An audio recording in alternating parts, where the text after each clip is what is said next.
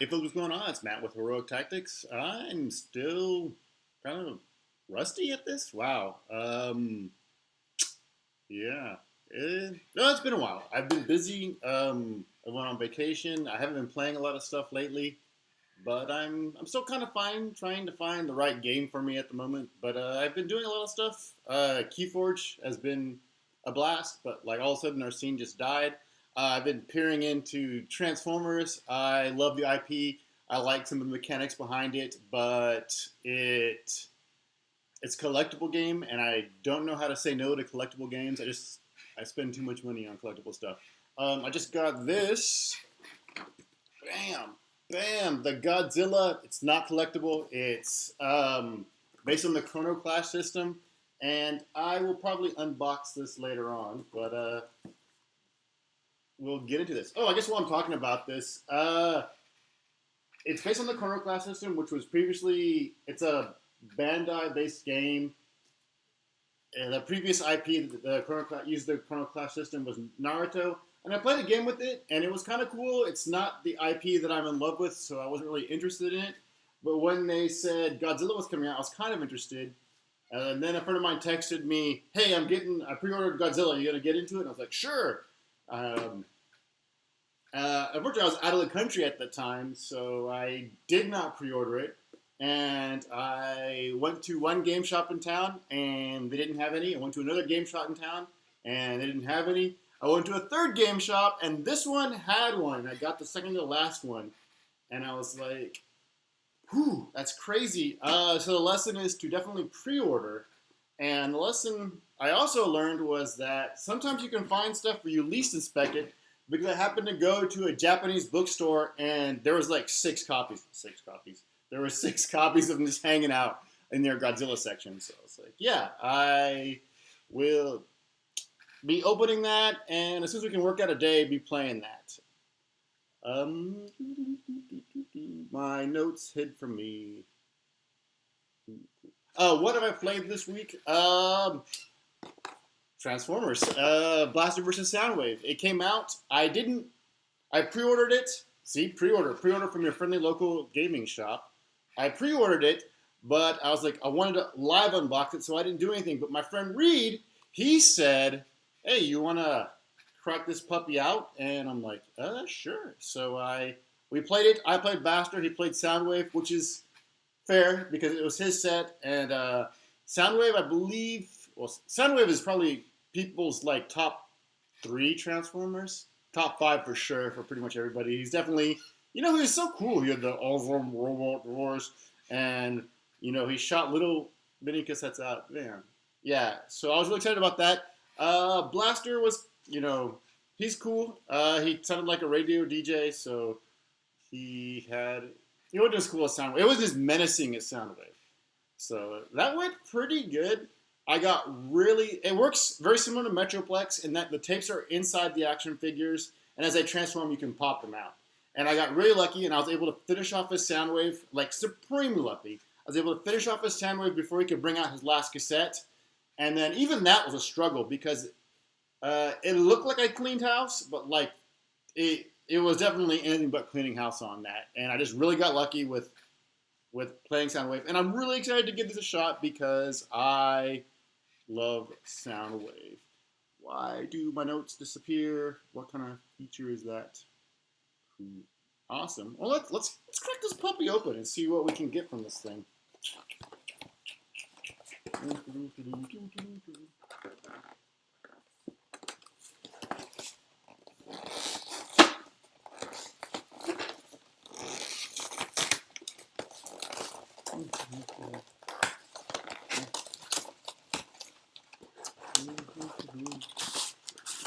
Got this neat little tray with the big bads, Soundwave, Blaster and Soundwave. Which,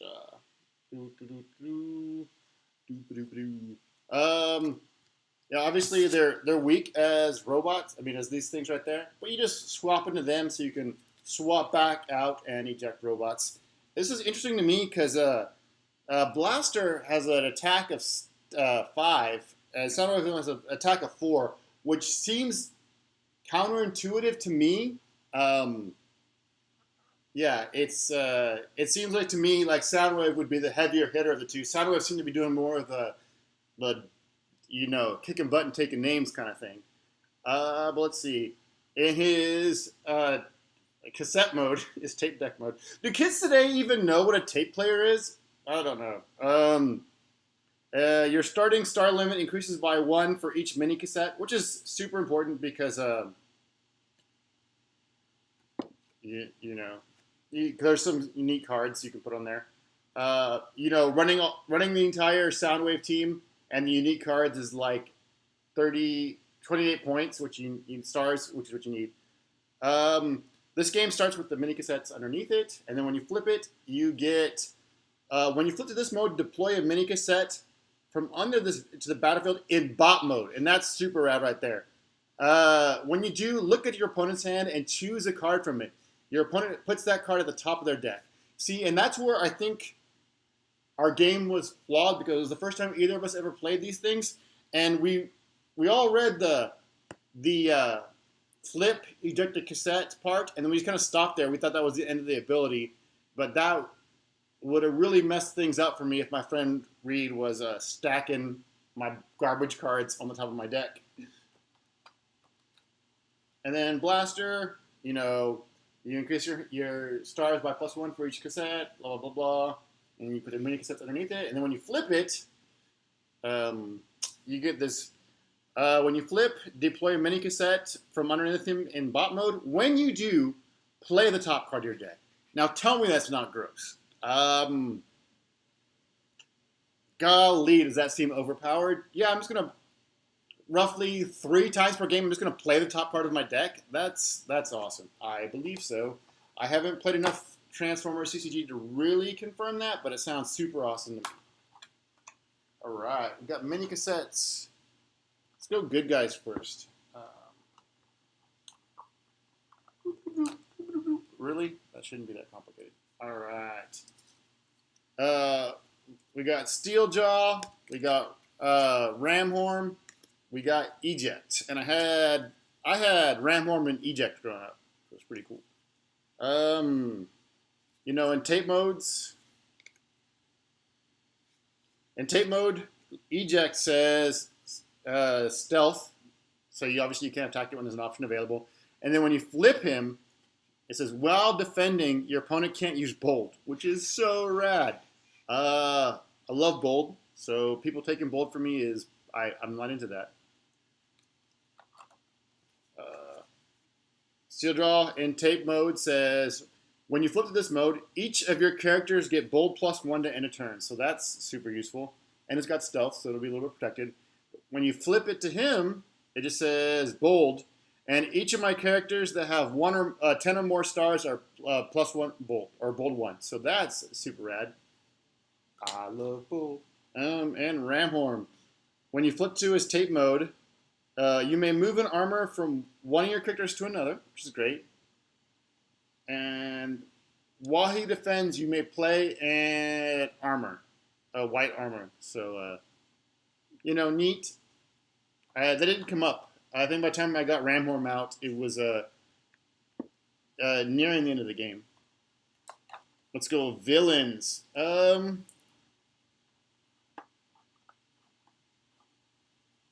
And we've got Buzzsaw, Ravage, and Frenzy. Frenzy in his cassette mode says stealth. When you flip this mode, your opponent reveals the top 2 cards of his deck. You may have your opponent scrap these cards. That's messed up. I am lucky that I killed Reed's Soundwave before he got this ability because I don't like that at all. And Frenzy, when he attacks, opponents can't use Tough. Why did I'm drawing a blank? Can't use Tough this turn. Let's do Buzzsaw next. Stealth and tape mode, yada yada yada. When you flip to this mode, you may move a weapon from one of your characters to another. So kind of like the opposite of Ram Draw. And then when he attacks, you may play a blue weapon. So yeah, pretty much the opposite of Ramhorn, and I'm into that. Now let's get to the Jerkosaurus Rex of the cartoon. Pretty much everything I've seen, like yeah, Ravage is a jerk. I love him so much. When you flip to this mode, one of your characters gets pierced 2 until the end of turn. Right? Super sick. In robot mode, he's got Pierce 2. Just straight up Pierce 2. Each of your characters that have Tenor Stars or more get Tough 1. So, pretty snazzy. Snazzy. I'm just going to quickly go through the decks and see what works well for me. And it comes with instruction, which is good because I'm not a trillion% sure on how to play exactly.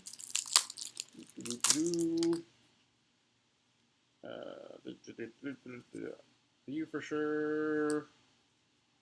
Yes, this is for sure the blaster one. All right, so recover cassette. It just lets you, if you put the mini cassette back underneath the character, and if you do, you can heal that person to and then put this card in your KO deck. So you don't get to use that often. So yeah, Reed couldn't use it. It never came up for me. I never had it. Daring counterattack. Oh yeah, this one helped me a lot. Was an action. Choose one of your characters. It gets +1 attack until the end of turn. +1 attack until the end of turn for each Autobot mini cassette in your KO and area. If you have Blaster on the field, the chosen character gets Pierce 6 and in a turn. And you know that's let me kill Soundwave. And wow, there's 3 of them in this deck. Interpret the airwaves, like double orange jerks. Star. But it says, play only if Blaster is on your starting team. Look at the top 5 cards of your deck and put them in any order. Yeah, that's not useful at all. Why would I want to stack a lot of damage cards on my deck? Obstructive Rhythm. I don't think I saw this. For each mini cassette you have on the battlefield, the upgraded character has toughness. Oh, it's an armor. I did see. I just never played it. Okay, cool. Interpret the airwaves. The second one. 2 more obstructive rhythms. Recover cassette. 2 more recover sets. Flamethrower. Bold 2. Yeah, baby. Is upgrade weapon. Force field. It's an armor. The upgraded character. If the upgraded character will take 5 or more attack damage, it says scrap this card, and the upgraded character takes 4 damage. 3 of these bad boys. Grenade launchers, +4, and then after it successfully attacks, you scrap the card. Incoming transmission. Draw 2 cards, and then put a card from your hand on top of the deck. Perfect for stacking that damage or defense, depending on what you're going to do. Probably damage. Zap. In action. Do 1 damage to an enemy. I didn't come up. I'm into that. Backup beam. It's a weapon. It's a bold 2. It's a blue and green, so you can snag that bad boy that's green. 3 of these bad boys. Escape route. This thing I'm interested in because I really don't know how what to do turn 3, because there's you know, obviously first turn you flip Blaster to bring out a cassette. You know, attack with the cassette. Second turn you want to attack with Blaster, so you don't want to flip him back into cassette. So you kind of flip the other robot, and that's what granted, I've only played 1 game, so I'm still not sure how to do this just quite right. But, so third turn, what do? You want to flip Blaster but the robot, but you have the cassette and cassette mode. So this is where escape route comes in.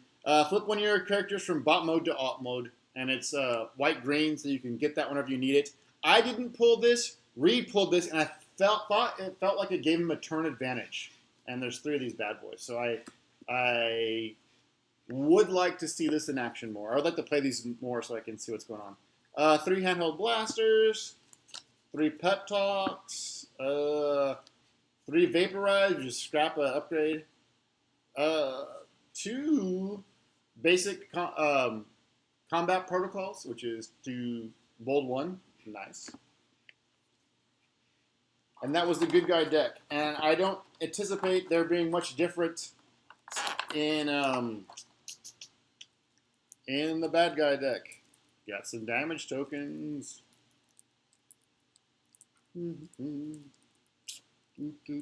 Struggling with plastic, if that's not the story of my life.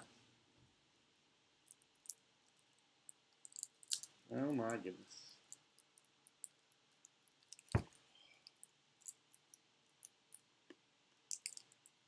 You kidding me?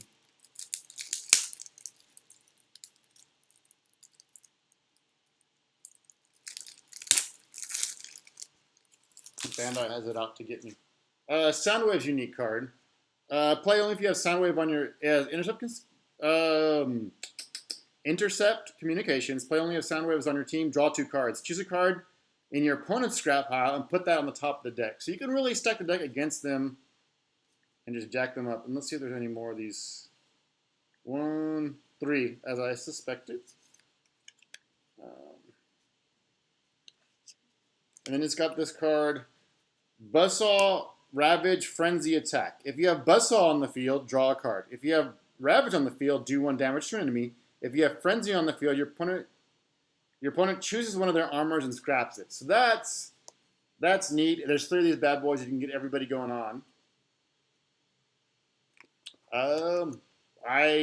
Reed played this on me, and it was he didn't get Frenzy, which was thank goodness, which was kind of cool. Inner Groove. It's a utility upgrade, and it's +1 attack, +1 defense, and it's only on mini cassettes. And there's 3 of them, so 1 for each cassette. Recover cassette, Blast Shield. After the upgraded character defends, scrap this card, +2 to the defense. 1, 2, 3 of these bad boys. Piercing Blaster, Pierce 3. It's just a weapon. White. Pip. Escape Route. That transforming, flipping the beast mode.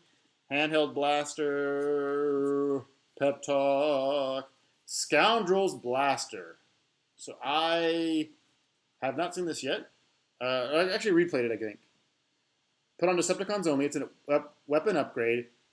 If the upgraded character is attacking an Autobot, it has Pierce 2. So it's +2 damage and Pierce 2 for attacking an Autobot. Calculated Strike. I did not see this.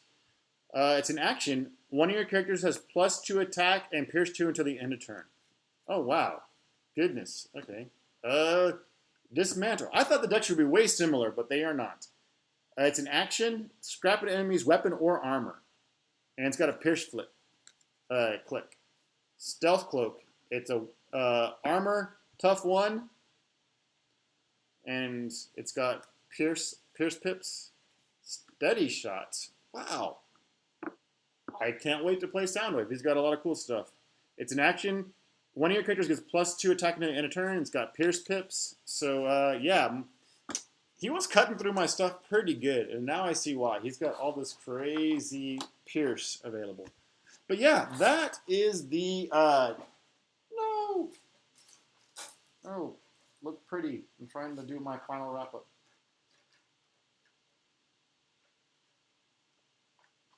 Yeah, there we go. Dun, dun, dun. So yeah, that is the Transformers set. That is a Blaster versus Soundwave new starter set. It's really cool because I love Transformers. I love the IP, and I'm excited to give this a shot. Yeah, what else do I have to say? Not much. I will be the next week about the same time. I will be unboxing the Godzilla set. Hopefully, I've gotten a game in with my friend's set so I can see what's going on. But yeah, this is still trying to find the perfect game. Something that had the friendliness of HeroClix without the spending all that money on that little plastic crack. You know, goodness, that stuff is so nice. Thank you for watching. This has been Matt with Heroic Tactics, and may all your dice roll hot.